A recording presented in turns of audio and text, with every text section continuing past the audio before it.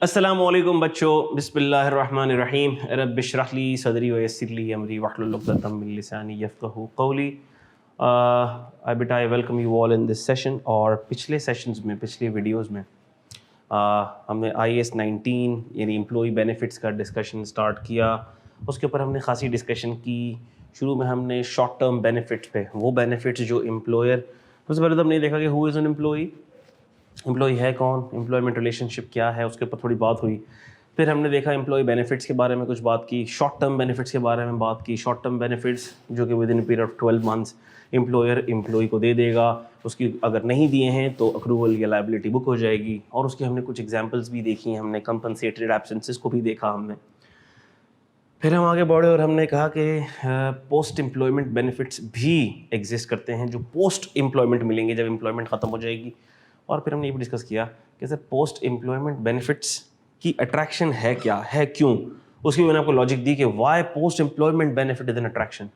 Sir अभी employment में रहते हुए बेनिफिट देना, जब छोड़कर जा रहा है उसके बाद क्या अट्रैक्शन, और अगर इतनी अट्रैक्शन है तो हर एम्प्लॉय छोड़कर चला जाएगा। तो हमने उसको डिस्कस किया कि ऐसा है नहीं और क्यों नहीं है। ये सारी की सारी बातें पिछली वीडियोज़ में हमने डिस्कस की। पोस्ट एम्प्लॉयमेंट बेनिफिट्स के बारे में हमने ये भी देखा कि we have two types of plans, two types of plans हमने देखे। Post employment benefit defined contribution plan और defined benefit plan, defined contribution plan, defined benefit plan. अच्छा, फिर हमने उसमें ये भी देखा कि अगर इसका हम कोई फंड क्रिएट कर देते हैं, तो वो एक सेपरेट एंटिटी बन जाती है, जिसे हम कहते हैं कि ये फंडेड प्लान है, ठीक है। उसकी मैंने आपको एग्जांपल दी। तो लॉ हमेशा इसको इनकरेज करता है कि हम इसका फ़ंड बना दें, ठीक है। ऐसे एम्प्लॉयमेंट बेनिफिट्स जो बहुत टाइम बाद मिलने हैं पोस्ट एम्प्लॉयमेंट। अब वो पोस्ट एम्प्लॉयमेंट का पीरियड ना मुझे पता ना आपको पता कि कब एम्प्लॉय मरेगा, कब वो रिटायर होगा, कब वो जाएगा, कब उसको बेनिफिट्स मिलेंगे। तब तक वो जो पैसे हैं, जाहिर सी बात है कि वो उसकी अमानत है ना, और वो अमानत अगर हम अपनी एंटिटी में, अपने बैंक अकाउंट में रखेंगे तो वो इस्तेमाल हो सकते हैं, जिसको हम कहते हैं कि अनफंडेड प्लान्स। और अगर हम एक अलग से एंटिटी बनाकर, ये मैंने आपको बताया भी था कि होता क्या है आमतौर पर, if this is a company, अगर ये कंपनी है, ठीक है, तो कंपनी करेगी क्या कि एक फ़ंड बना देगी।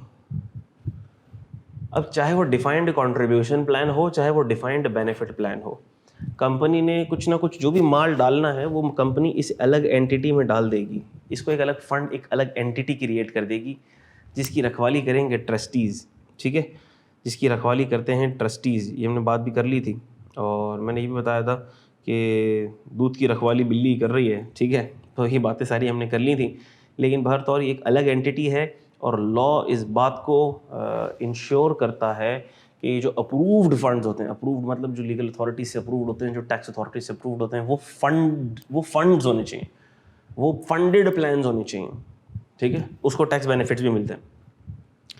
तो अगर तो अलग से एंटिटी बन गई है तो हम कहते हैं कि ये फंडेड प्लान है, इज अ सेपरेट एंटिटी। और अगर अनफंडेड प्लान नहीं, और फंडेड प्लान नहीं है, और कंपनी अपने ही बैंक अकाउंट में कंट्रीब्यूशन कर रही है, या अपने ही अम्ब्रेला के अंडर ये सारे कंट्रीब्यूशन कर रही है, अपने ही किसी बैंक अकाउंट के अंदर सारे कंट्रीब्यूशन कर रही है कंपनी, ठीक है, तो हम इसे कहेंगे, इस तरह के अरेंजमेंट को हम कहते हैं अनफंडेड प्लान्स, ठीक है।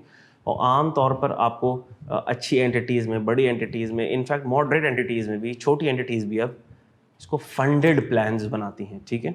तो फंडेड प्लान्स, तो फंड मीन्स एक सेपरेट एंटिटी। तो ये तो एक अलग, ये तो एक अरेंजमेंट की बात हो गई। अच्छा, फिर मैंने बताया कि एक होता है defined contribution plan. Plan could be funded और अनफंडेड, ठीक है, उससे आप कंफ्यूज नहीं होना। It could be a defined contribution plan और a defined benefit plan. Defined contribution plan में ये होता है कि the liability of employer is limited to the contribution, to the amount of contribution which he is required to pay into the fund, ठीक है। और defined benefit plan में हमने ये देखा था कि एम्प्लॉयर वादा कर रहा है एम्प्लॉई से कि मैं तुझे एक बेनिफिट दूंगा। क्या बेनिफिट दूंगा? कि जब तू रिटायर हो रहा होगा, जब तू जा रहा होगा छोड़कर, तो जो भी तेरी सैलरी होगी 2 लाख 3 लाख, उसका एक मल्टीपल दूंगा तुझे। कितना मल्टीपल? जितने साल तूने काम किया। अगर 20 साल काम किया और लास्ट सैलरी है 3 लाख, तो अब मिलेंगे उसको 60 लाख। आज एम्प्लॉयर को नहीं पता उसने कितने देने हैं, और ना एम्प्लॉई को पता है कि उसे कितने मिलने हैं, लेकिन बहरतौर एम्प्लॉयर ने ये अनाउंसमेंट कर दिया है और एम्प्लॉय जब भी छोड़कर जाएगा एम्प्लॉयर उसे ये पैसे देगा। ये बातें हमने सारी कर ली थी।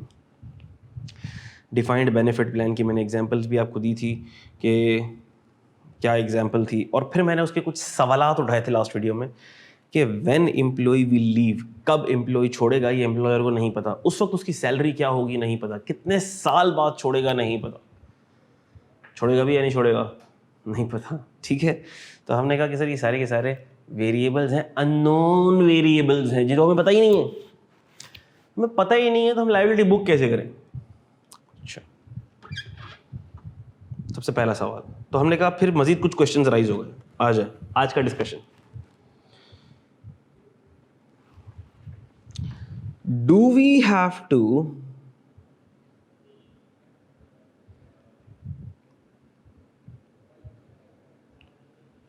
book any liability for the amount to be paid to employee on retirement?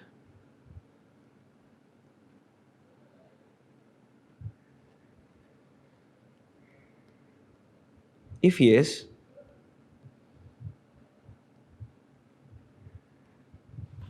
how much? ये सवाल डिफाइंड कंट्रीब्यूशन प्लान में आपने मुझसे नहीं पूछा। क्यों नहीं पूछा? क्योंकि हमें ये पता था कि एम्प्लॉयर की लायबिलिटी लिमिटेड है to the extent of contribution. जितना कंट्रीब्यूशन का उसने वादा किया है वो कंट्रीब्यूशन उसने फंड में डालना है, और बाकी फंड जाने एम्प्लॉय जाने। फंड में इनकम आती रहेगी और जब एम्प्लॉय छोड़कर जाएगा तो फंड से पैसा एम्प्लॉय को मिल जाएगा। और अगर डिफाइंड कंट्रीब्यूशन में एम्प्लॉयर ने अगर किसी कंट्रीब्यूशन का वादा किया है और उसने फंड में नहीं डाला पैसा, 30 जून आ गया, एक महीने का कंट्रीब्यूशन बाकी, फंड में पैसा नहीं डाला, तो बस वो एक मंथ का contribution will be the liability, and we have seen the entries as well. Defined benefit plan में क्या होगा? सर एम्प्लॉयर को पता ही नहीं फंड में डालना कितने। हमने कहा ये अगला क्वेश्चन है। This is question number 2। What is question number 1? Question number 1 is do we have to book any liability, और इसको यूं कर लो, does the employer has to book any liability for the amount to be paid to employee on retirement? हमने कहा सवाल तो अच्छा है आपका। एग्जाम्पल ले रहा हूं मैं सिर्फ। एक एम्प्लॉय हैं मिस्टर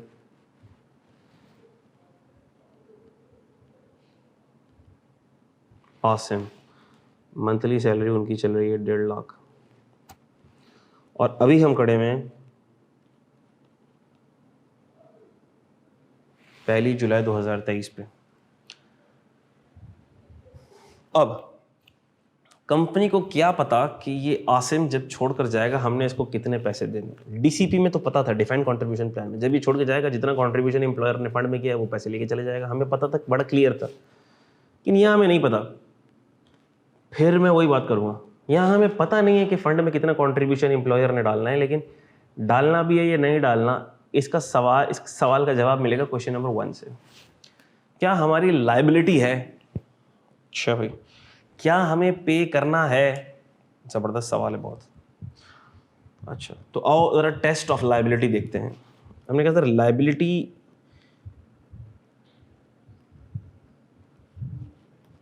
कब रिकॉर्ड होती, कब रिकॉग्नाइज होती है?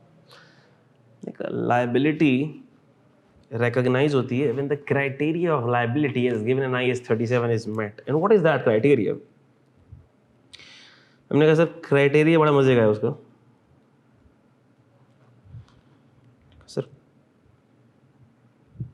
प्रेजेंट ऑब्लिगेशन होनी चाहिए,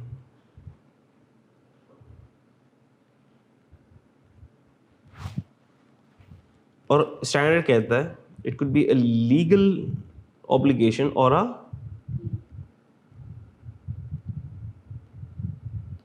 constructive obligation. Present obligation as a result of past events, obviously as a result of past events। वो इसी पॉइंट के साथ ही लिख लो।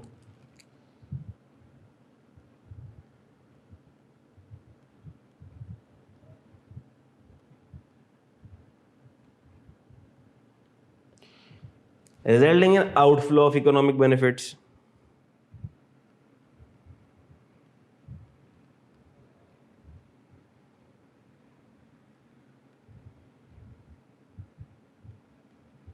which is probable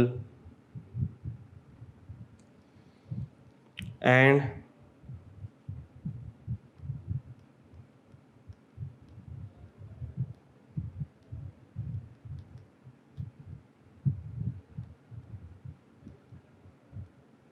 amount can be estimated reliably. यही बातें थी. Now let's see whether this test is met in this situation or not. Present obligation, क्या एम्प्लॉयर की प्रेजेंट ऑब्लिगेशन है? सर एम्प्लॉयर ने मुंह फाड़ के वादा तो कर दिया है कि ए मेरे प्यारे एम्प्लॉय, तू जब छोड़कर जाएगा तो जो भी तेरी आखिरी सैलरी होगी उसको मैं मल्टीप्लाई करूंगा जितने साल तूने काम किया होगा और तुझे पैसे दे दूंगा. इसका मतलब ये हुआ सर कि अब जब ये एम्प्लॉय मिस्टर आसिम छोड़कर जाता है और ये छोड़कर जाता है आफ्टर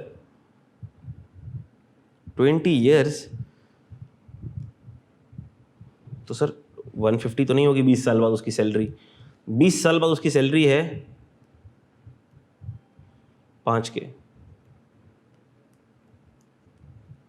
तो हमने कहा सर 500 इंटू 20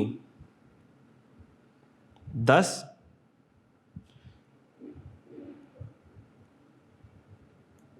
मिलियन बनेगा. यानी कि अब हमें आसिम भाई को 1 करोड़ रुपए देना है जब वो छोड़कर जाएंगे. क्या सर कंपनी की कोई लीगल ऑब्लिगेशन है?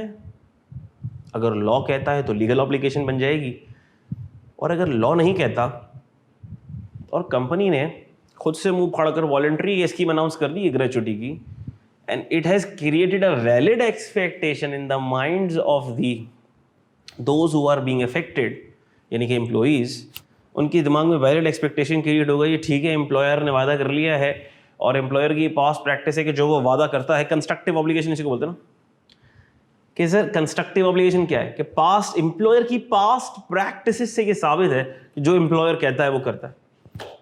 ठीक है भाई. तो हमने कहा सर फिर वैलिड एक्सपेक्टेशन क्रिएट हो जाती है और अब एम्प्लॉयर की ये जिम्मेदारी है कि वही अमाउंट देगा.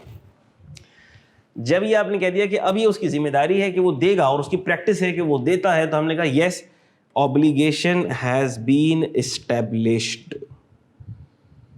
हमने कहा ये क्राइटेरिया ग्रीन हो गया सर, सॉरी, हमने कहा सर ये क्राइटेरिया हो गया ग्रीन. प्रेजेंट ऑब्लिगेशन है, आज ऑब्लिगेशन आज छोड़कर चले जाए तो है. अच्छा सर अगर आज छोड़कर चले जाए, मिसाल के तौर पर 5 साल तक काम किया और 5 साल बाद छोड़कर चले जाए, तो आज अगर एम्प्लॉई छोड़कर जा रहा है तो क्या उसकी एम्प्लॉयर की प्रेजेंट ऑब्लिगेशन है? हमने कहा जी है. जब भी छोड़कर जा रहा है एज ए, यानी कि यूं समझ लो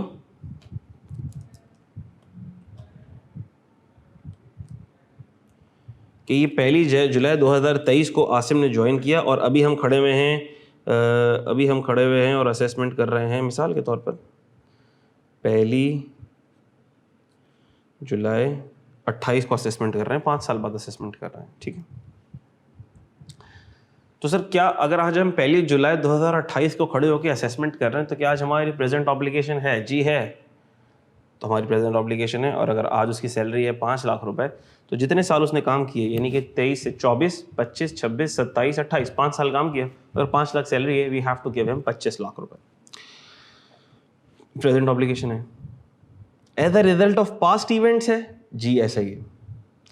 जो सर्विसेज उसने दे दी उसी की बदौलत तो ये ऑब्लिगेशन जेनरेट हुई है.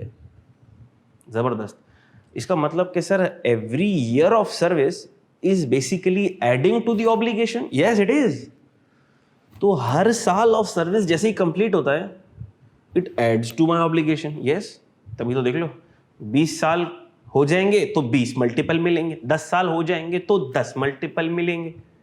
इसका मतलब ये है कि सर हर साल जैसे गुजर रहा है वो एम्प्लॉई के लिए एक बेनिफिट और एम्प्लॉयर के लिए एक ऑब्लिगेशन क्रिएट कर रहा है. यस.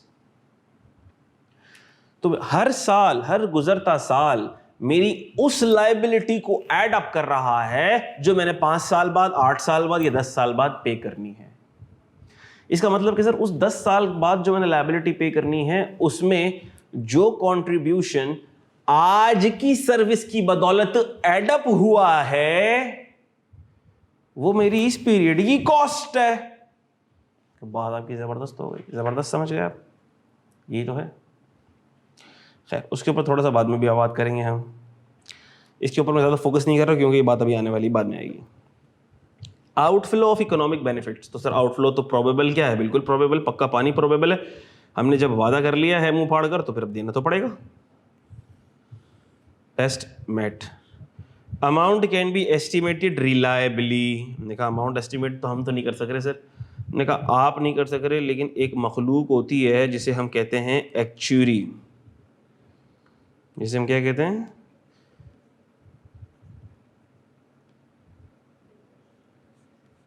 मैंने कहा आप तो अमाउंट को एस्टिमेट नहीं कर सकते रिलायबली कि कितने साल जिएगा, कब छोड़कर जाएगा, उस वक्त उसकी क्या सैलरी होगी, लेकिन एक मखलूक है, एक एक्सपर्ट है। जिस तरह आप फाइनेंशियल स्टेटमेंट के एक्सपर्ट हैं, जिस तरह आप फाइनेंशियल बुक कीपिंग के, टैक्स के, ऑडिट के एक्सपर्ट हैं, तो एक मखलूक होती है एक्चुरी। मखलूक मतलब प्रोफेशनल होते हैं एक्चुरी, वो एक्चुरी वैल्यूएशन करते हैं इस चीज़ की।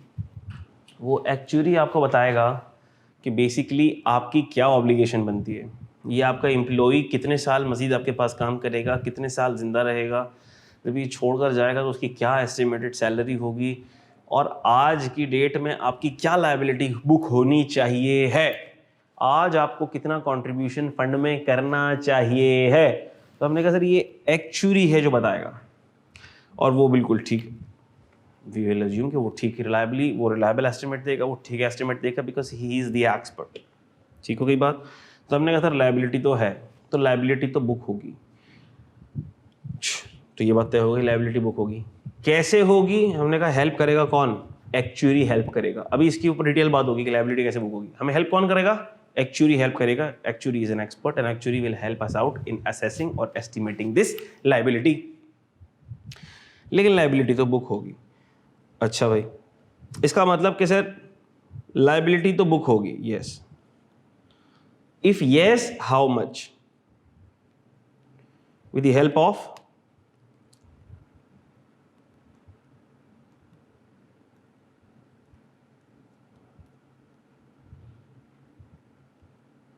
Actuarial valuation. अब वो कैसे होगी, क्या होगी, उसके ऊपर हम बात करेंगे, लेकिन इतना मैंने बता दिया कि होगी। एक एक्सपर्ट भाई आएंगे, एक्चुरी कहते हैं जिसको हम, और एक्चुरी हमें वैल्यूएशन देंगे कि भाई ये अमाउंट आपने बुक करनी है, आज की तारीख में ये लायबिलिटी आपकी बनती है, तो प्लीज़ बुक कर लें। हम कहेंगे थैंक यू वेरी मच भाई साहब, आपका बहुत बहुत शुक्रिया। वो कहेंगे शुक्रिया की ज़रूरत नहीं है, आप हमें पैसे दे दें, हमारी फीस दे दें ताकि हम अपने घर जाएँ, काम हमने आपका कर दिया। मेरा ज़बरदस्त हो गई बात। उसमें बात करेंगे कि किस तरह अमाउंट्स हम कैलकुलेट कर, किस तरह से अमाउंट्स हम रिकग्नाइज करेंगे फाइनेंशियल स्टेटमेंट्स में, क्या डेबिट होगा, क्या क्रेडिट होगा, ये सारी कहानी आने वाली है। लेकिन ये बात आपको समझ आ गई कि yes obligation exists and yes estimate will be given by the actuary कि हमारी क्या लायबिलिटी है। अच्छा भाई, तो ये बात भी हो गई। अब सर एक और बात, एक्चुरी ने ये बता दिया कि हमारी ये लायबिलिटी है। आखिरी सवाल, क्या ये करंट लायबिलिटी है, शॉर्ट टर्म बेनिफिट है, या लॉन्ग टर्म एम्प्लॉय बेनिफिट है? ये शॉर्ट टर्म लायबिलिटी में बुक करूंगा इसे मैं, लॉन्ग टर्म लायबिलिटी में बुक करूंगा इसे मैं। देखिए सर ये आपकी लॉन्ग टर्म एम्प्लॉय बेनिफिट्स हैं, आज नहीं देने, कल नहीं देने, परसों नहीं देने। बात आ रही समझ में? ठीक है। अच्छा, अब ये तो पहली बात तो ये कि ये बेनिफिट्स देने, पहली बात तो ये हमने नहीं है, हम बेनिफिट्स किसने देने हैं? ये बेनिफिट्स तो फंड ने देने हैं। हम तो पैसे किस में डाल देंगे? उस फंड में डाल देंगे। तो बेनिफिट्स कौन देगा? फंड में, फंड देगा। अब सर ये लॉन्ग टर्म है, शॉर्ट टर्म है, ये फंड डिसाइड करेगा। हम बीइंग एम्प्लॉयर फंड में क्या डालेंगे? कंट्रीब्यूशन हर साल का, जो एक्चुअली बोलेगा, और वो हमारी जिम्मेदारी है, वो हमने डालना है with in 12 months, with in 6 months. उसको हम देखेंगे कि किस तरह से कंपनी उसको कंट्रीब्यूट करेगी। तो अगर हमने फंड में कोई कंट्रीब्यूशन करना है तो वो हमने फिर करना होगा with in 1 month, with in 2 month. Employee को तो ये बेनिफिट बाद में मिलेंगे, लेकिन कौन दे रहा होगा एम्प्लॉई को ये बेनिफिट? हमने कहा सर वो तो फिर फंड दे रहा होगा। आपने कंट्रीब्यूशन फंड में डालना है, फिर फंड जाने, एम्प्लॉई जाने, फिर फंड दे रहा होगा उसको बेनिफिट्स।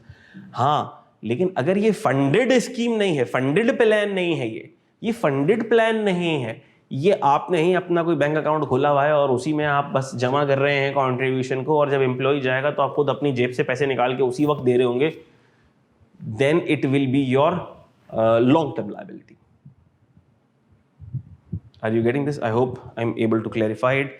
अच्छा, बहुत सी चीज़ें ऐसी भी होंगी जो आपके एग्जाम का पार्ट नहीं है, पेपर का पार्ट नहीं है, किताब में नहीं लिखी हुई हैं, लेकिन हम प्रैक्टिकल, चूँकि जाहिर सी बात है, I have to explain the practical concept कि होता क्या है मार्केट में, प्रैक्टिसेस क्या चलती हैं, किस तरह से वी अकाउंट फॉर इट।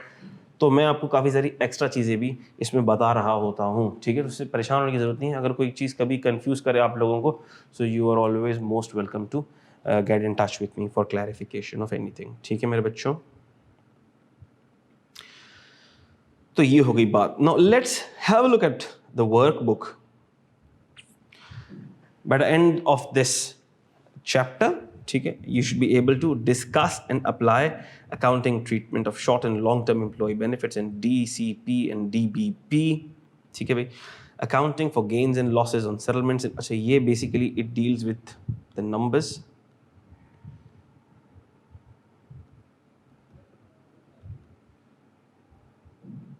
जो भी हमने देखना है, ठीक है, आ जाओ। ओवरव्यू एम्प्लॉय बेनिफिट्स का हमने कहा सर डिफाइंड बेनिफिट प्लान्स हैं, डिफाइंड कंट्रीब्यूशन प्लान्स हैं, और डिफाइंड बेनिफिट प्लान की अकाउंटिंग अभी हमने पढ़ी नहीं है, तो हमें नहीं पता कि इसका गेन कहाँ जाएगा, कैसे जाएगा, लेकिन हमें अभी पता लग जाएगा, ये नेक्स्ट वीडियो में पता लग जाएगा। आ जाओ। तो ये सारी की सारी बातें हम पढ़ चुके हैं जो अभी हम डिस्कस कर रहे हैं। Pension plans, there are two broad types of pension plan, defined contribution plan and defined benefit plan. Short term employee benefits वगैरह की बातें जाहिर सी बात है आपकी नॉलेज के लिए काम की हैं, लेकिन एग्जाम पर्सपेक्टिव से इतनी इंपॉर्टेंट नहीं है। Accounting treatment of these plan is very different. DCP, defined contribution plans, are where the entity pays fixed contribution into a separate entity। जो मैंने बताया आपको फंडेड प्लान की ही बात होती है आमतौर पर, separate entity, and is no legal और constructive obligation to make further contribution. और जो कंट्रीब्यूशन उसने डाल दिया है, अब मजीद कंट्रीब्यूट करने की उसकी कोई लीगल या कंस्ट्रक्टिव ऑब्लिगेशन नहीं है। DBP, standard defined benefit plan को डिफाइन कैसे करता है? Which is not a defined contribution plan. ये वो प्लान है जो डिफाइंड कंट्रीब्यूशन प्लान नहीं है। फिर आगे उसकी बातें होंगी, ठीक है बेटा। अच्छा भाई, तो एक छोटी सी एग्जाम्पल उसको देखते हैं। An entity page fixed contribution of 5%। अच्छा बताएं, ये आप जैसे मैं रीड करूं, आपके दिमाग की मशीन चल जानी चाहिए ताकि आपके दिमागों में आंसर आना शुरू हो जाए इंशाल्लाह ताला, ठीक है। The entity page fixed contribution of 5% of employee salaries into pension plan each month. यानी कि ये एक एम्प्लॉयर है, ये फंड है, ठीक है। कंट्रीब्यूशन, एम्प्लॉय ने क्या वादा कर लिया? फिक्स कंट्रीब्यूशन दूंगा भाई, मैं ज़्यादा बात नहीं करूंगा, मैं ना ज़्यादा ना कम। कितना देंगे आप फिक्स कंट्रीब्यूशन? हमने कहा जितनी भी सैलरी बनेगी ना एम्प्लॉयज़ की, उसका 5% हम आपको दे देंगे employee salary.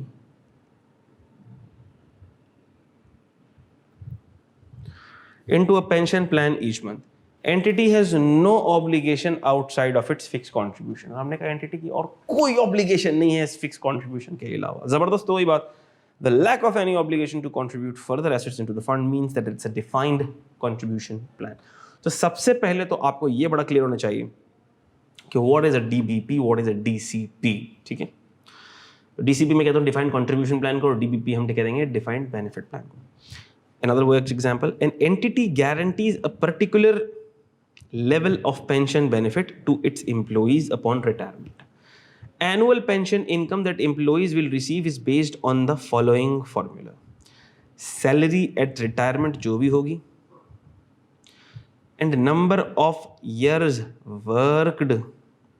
The entity has an obligation to pay extra funds into the pension plan to meet the promised level of benefits। देखो अब यहाँ पर contribution promise नहीं हुआ है, यहाँ पर तो बेनिफिट प्रॉमिस हुआ है कि भाई जो भी आपकी सैलरी होगी रिटायरमेंट पे, जितने आपने साल काम किया होगा वो आपको सैलरी मिल जाएगी, ठीक है बेटा। अच्छा भाई, this is therefore a defined benefit plan. ये सारी की सारी बातें हम पढ़ चुके हैं, कर चुके हैं, और ये आती है आपके सामने एग्जाम्पल नंबर 1। इसको भी देख लो, बहुत आसान सी एग्जाम्पल है इसकी रिक्वायरमेंट। अच्छा, the good thing is you should get hold of this book from admin, ठीक है बेटा, और एडमिन से आप इस बुक को परचेज कर लेंगे ताकि बुक आपके पास हो, और इस बुक में इन क्वेश्चंस के सॉल्यूशंस भी मौजूद हैं। हम डिस्कस भी करेंगे, सॉल्व भी करेंगे, लेकिन आपके पास इसके सॉल्यूशंस मौजूद भी हैं, तो आपको परेशान होने की बहुत ज़्यादा ज़रूरत नहीं है। हाँ, जो मैं एक्स्ट्रा क्वेश्चंस आपको दूंगा उसके सॉल्यूशंस मैं आपको खुद करवाऊंगा, और खैर जो करवाऊंगा भी तो ये डॉक्यूमेंट भी मैं आपके साथ शेयर कर लूँगा, ठीक है बेटा। तो बेटा रिक्वायरमेंट, सवाल रीड करने का बेहतरीन तरीका क्या है कि सबसे पहले आपने रिक्वायरमेंट पढ़नी है। The directors wish to know whether the fund is a defined benefit और a defined contribution pension plan. आओ देख लेते हैं। Gold defined contribution or defined benefit. Golden Gate has a defined contribution scheme that all employees are enrolled into. सारे employees उस scheme में enrolled हैं, DCP में. However, in the year ended 30 June 2004, it set up an additional fund as a way of enhancing post retirement benefit. तो हमने कहा entity ने एक additional fund बना दिया, जिससे अब वो क्या कर रहे हैं, इन्हांस कर रहे हैं पोस्ट रिटायरमेंट बेनिफिट को। जबरदस्त बात हो गई सर, एम्प्लॉय तो खुशी से झूम उठे, जंपे मारने लगे। The terms of the fund are as follows, और फंड की टर्म्स क्या हैं, ये हैं। Employees with more than 2 years service will be automatically enrolled into the fund. So these are the terms and conditions, general terms and conditions which you do not need to worry, ठीक है। जिन्होंने 2 साल से ज़्यादा काम कर लिया है वो इस फंड के लिए एलिजिबल होंगे, कोई भी कंडीशंस रख सकती है entity. Golden Gate's contributions into the fund are voluntary. Voluntary contribution है सर, चाहे तो करें चाहे तो ना करें, कोई कंपल्जन नहीं है। प्रॉब्लम इस वर्ड से थोड़ी सी कंफ्यूजन क्रिएट हो गई है, but as we move further, as we read further, many things will be clarified. Golden gates contribution into the fund are voluntary. In the year ended 30 June 2004, its contribution were equivalent to 1% of wages. ठीक होगी बात। While the fund is in existence, members will, upon retirement, receive an annual sum based on their number of years of service. तो अब बताओ कि यहाँ पर कोई हमने कंट्रीब्यूशन प्रॉमिस किया है या कोई बेनिफिट प्रॉमिस किया है? हमने कहा सर इस जुमले ने तो ठप्पा लगा दिया, स्टैंप लगा दी, क्या कोई कंट्रीब्यूशन नहीं है। हमने जो प्लान किया, हमने जो वादा कर लिया है, अब वो बेनिफिट का वादा कर लिया है सर। जबरदस्त हो गई बात, क्योंकि अब जो बेनिफिट हम देंगे वो number of years of service पर देंगे, और जब हमने बात कर ली number of years of service, तो अब हमें नहीं पता कब तक वो काम कर रहा है, कितना वो काम कर रहा है, क्या वो काम कर रहा है, कितने साल काम करेगा। Golden get can cancel the fund at any point, और किसी भी पॉइंट के ऊपर ये फंड क्या हो सकता, कैंसिल हो सकता है। तो सर इसका मतलब गोल्डन गेट ने तो अपने लिए चोर रास्ता रखा हुआ है, तो कभी भी इस फंड को कैंसिल कर सकता है।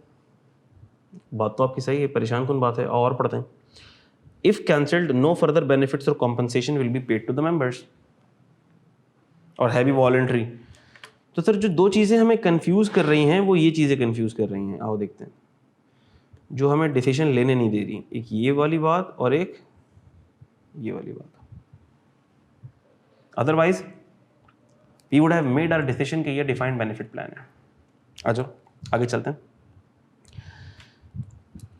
ये नहीं कि सर वॉलेंट्री है, ऑब्लिगेशन लग नहीं रही है कि ऑब्लिगेशन है। अच्छा, golden gate is well known for paying its employees significantly higher salaries than the national average. तुमने कहा वैसे ही गोल्डन गेट एम्प्लॉइज को ज़्यादा सैलरी पे करता है और इसके लिए माना जाता है। Golden Gate produced a press release to publicly announce the fund.